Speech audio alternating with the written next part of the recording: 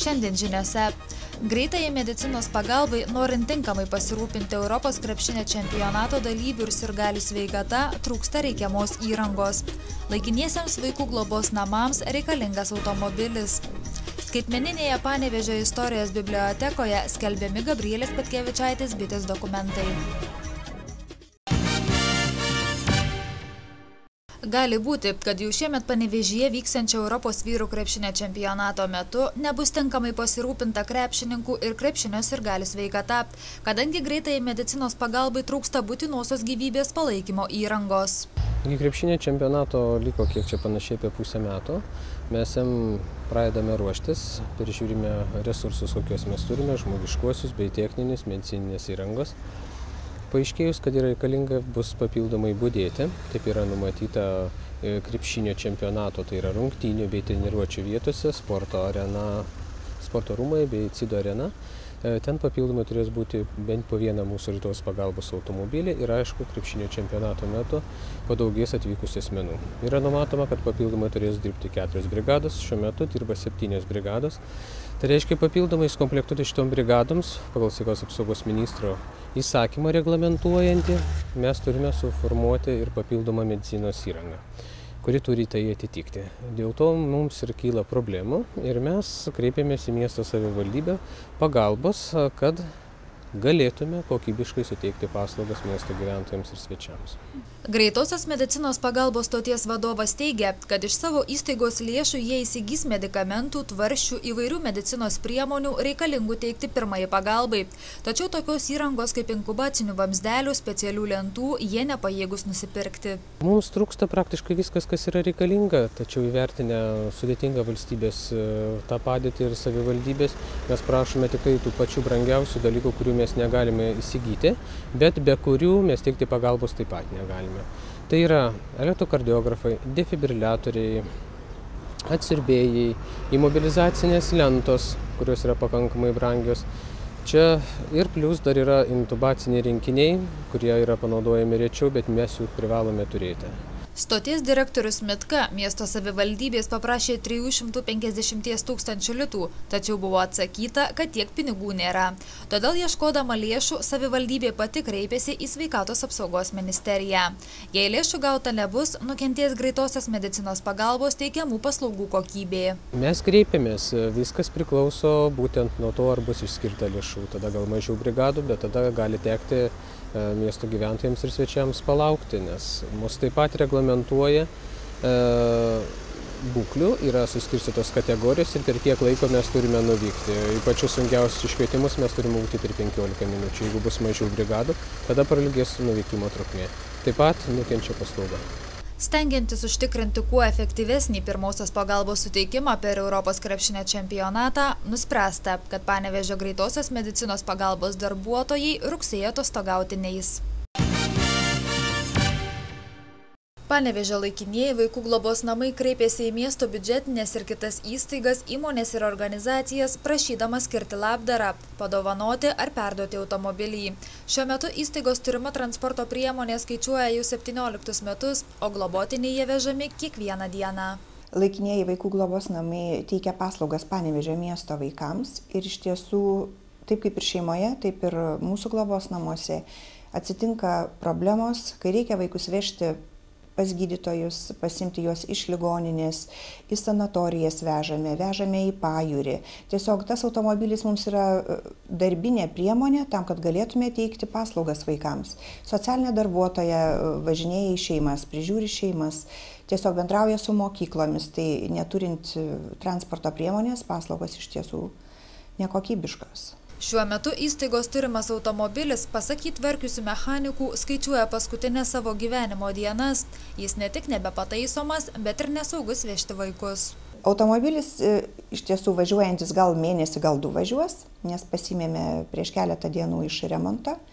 Ir meistrai pasakė, kad iš tiesų jis yra nebepataisomas, būklė yra labai prasta ir vaikus vežioti yra nesaugu. Pagrindinai nėra jos jau dugno. Atsisako servizuose kur nors remontuoti, net nebėra prie ko prikabinti, jau kokį reikia lopą dėti ar ką, tai nebėra ko. Kėbulas taip pat priekyje, lietus lyja, jau į saloną net vanduo bėga. Variklis Variklis paskutinė diagnostika, pirmadienį, atrodo, aš važiavau į servizą, kadangi jos man čia jau nebėjo labai užkurti. Tam buksyro čia tampėm ją, užsikūrė, nuvažiavau į diagnostiką.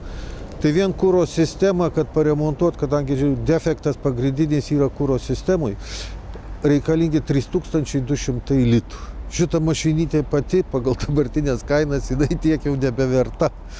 Nu tai va, tokios bėdos jau yra važiuoti, važiavam kiek galimybės leido, dabar jau nebeina važiuoti, kuro sąnaudos labai didelės, 100 km tai apie 15-16 litrų dabartiniu metu ima, reiškia važiuoti mes negalim su jie tiesiog. Šiuo metu laikinuosiuose vaikų globos namuose gyvena 15 mažųjų panevėžiečių, daugiausia paauglių.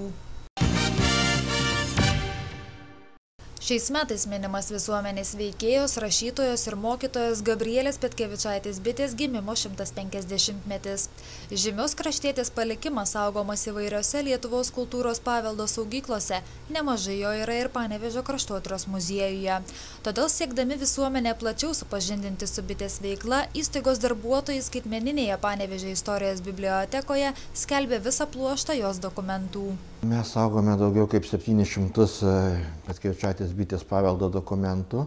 Dalį iš jų mes kartais rodome parodose, kai kas yra ekspozicijose, bet didžioji dalis yra neprieinama mūsų lankytojams.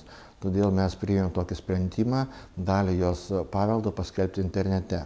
Mūsų muziejus turi įkūręs skaitmeninę Panevėžio istorijos biblioteką ir šiuo metu mes esame paskelbę Bitės atvirlaiškių komplektą, tai yra įrašyti atvirukai nuo 1903 metų iki 1940 metų.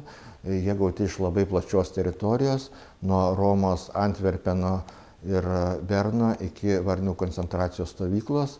Rašė žmonės, su kuriais jį bendravo, tai yra signataras Jurgis Šaulys ir Felicija Bartkevičienė ir profesoriaus Landsbergio motina Ona Landsbergienė ir daug kitų žmonių. Ten pat skelbiama Bitės pildyta užrašų knygelė, kuri leidžia pažvelgti į rašytojos asmeninį gyvenimą, sužinoti, ką ir už kokią kainą ji pirko, kokius produktus vartojo, kiek mokėjo už paslaugas. Ten yra tokie buitiniai užrašai, jie charakterizuoja ir Bitę, ir šiaip jie labai yra įdomus pažinti to meto inteligentės moters gyvenimo aplinką. Ten yra kiekvieną dieną rašomos jos daromos išlaidos.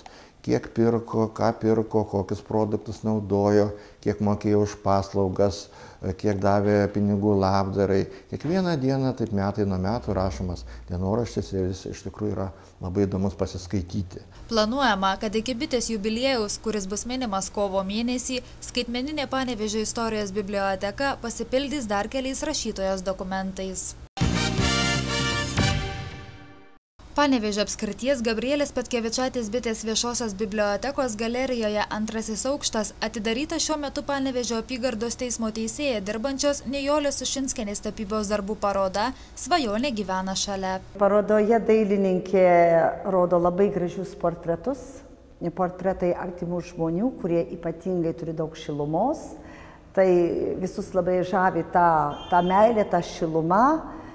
Tas labai gražus darbų koloritiškumas, tai ir motina, ir močiutė, ir jos dukrytė maža dar, ir toks labai gražus berniukas, kuris yra toks impresionistinis, dailininkė iš vis labai jaučia spalvas, yra spalvos tokios impresionistinės, gyvos, labai šiltos spalvos. Parodoje, kurią sudaro 20 darbų, galima išvysti ne tik autoriai artimų žmonių portretus, bet ir peizažus bei abstrakcijas. Tiesiog iš dailininkės darbų spinduliuoja labai gera energija, šiluma.